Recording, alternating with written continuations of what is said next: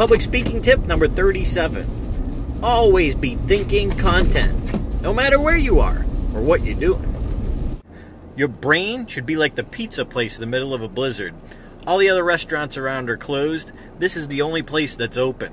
So, just like your brain, you should still always be thinking. How can I help people? What can I help them avoid? What can I help them achieve? Be the expert that gets your content across clearly and memorably.